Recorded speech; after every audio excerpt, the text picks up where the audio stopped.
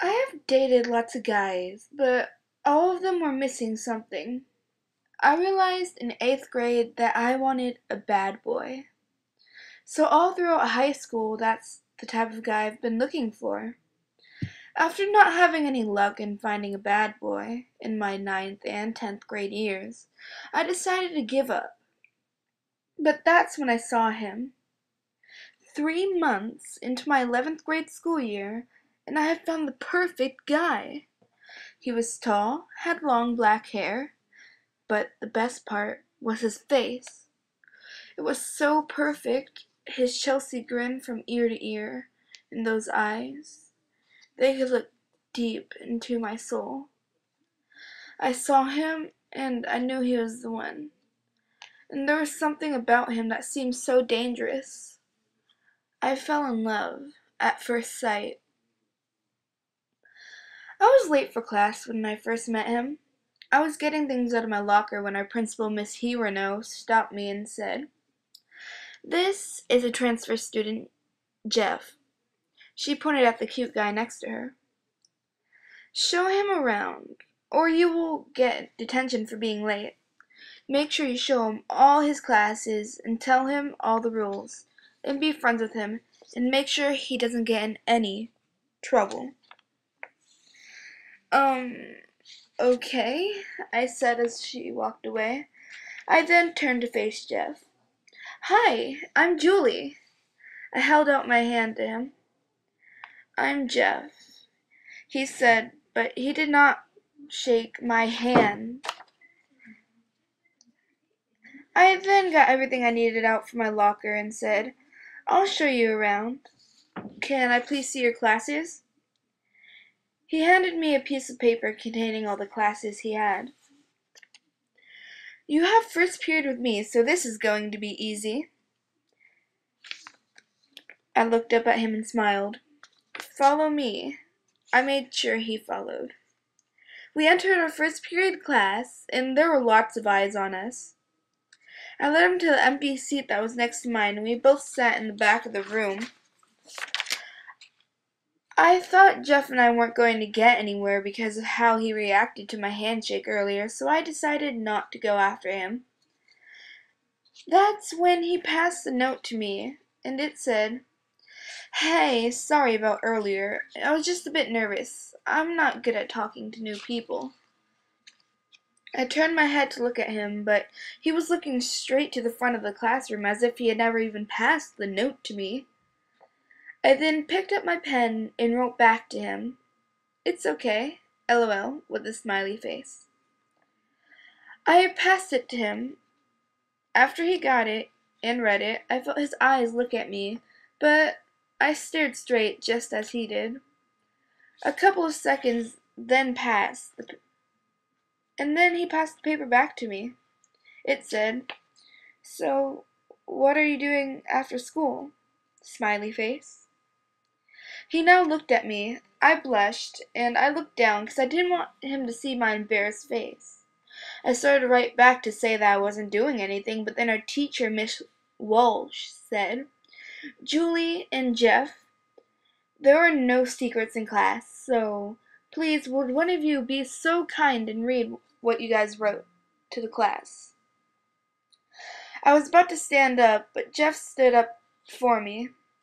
He then read our conversation out loud. I began to blush again. He then sat down. Miss Walsh spoke again. "Jeff, you're new here, so I'll let it slide. But Julie, you have no reason. That will be 20 minutes after school."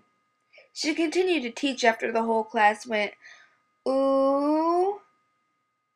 I wrote back to him, "Looks like I have detention."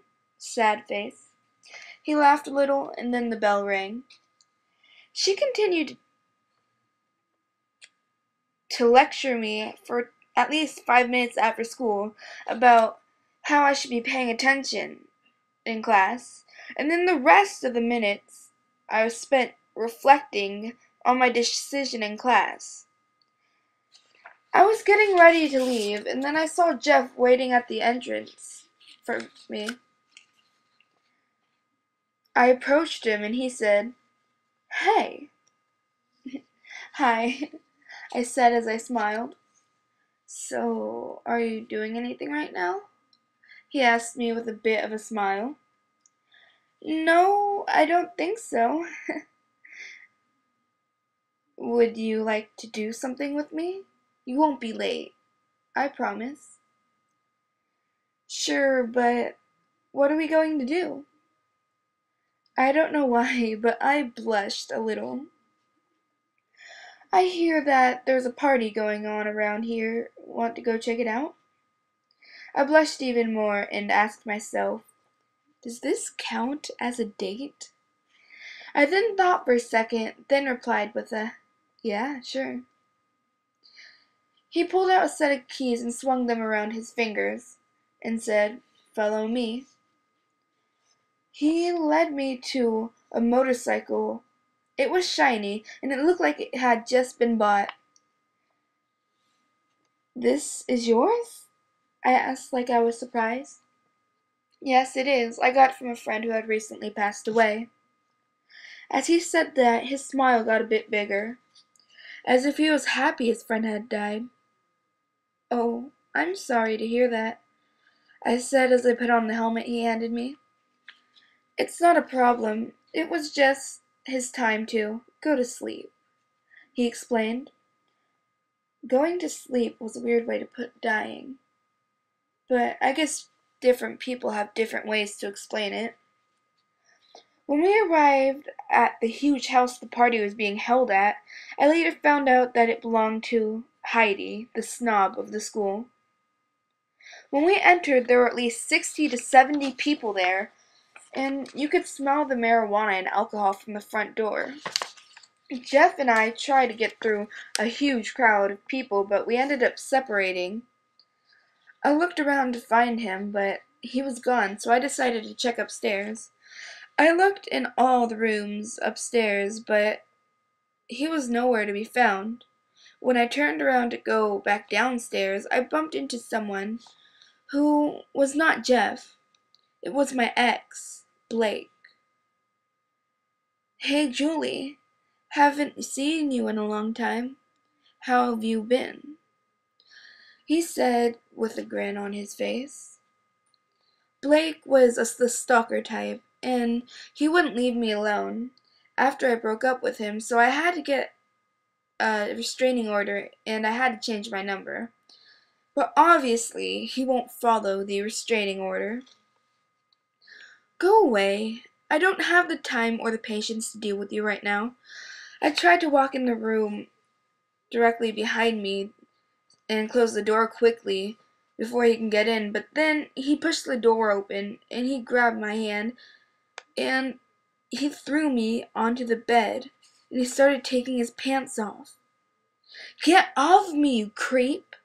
I yelled when he quickly replied with yelling, "Shut up!" And he covered my mouth.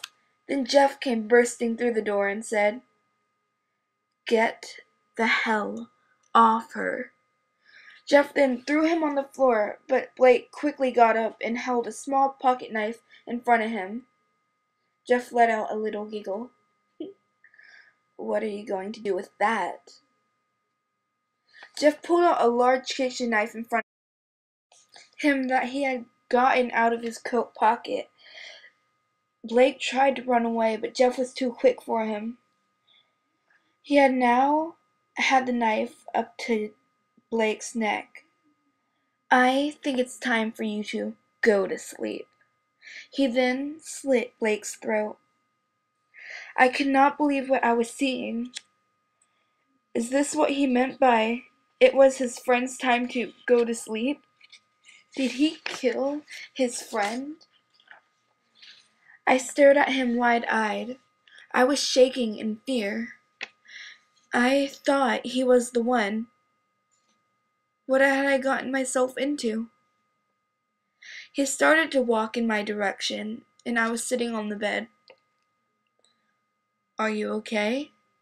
He sat on the bed next to me. I didn't know what to say, so when I talk, I stuttered. You, you, you just, you just killed him. He looked at me, smiled, and then looked down. Are you scared of me now? I said nothing and just stared forward.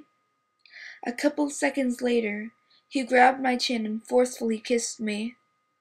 But it felt passionate, and it left me wanting more. I lost all my train of thought. My mind went completely blank. My life would never be the same again. What would happen to me now?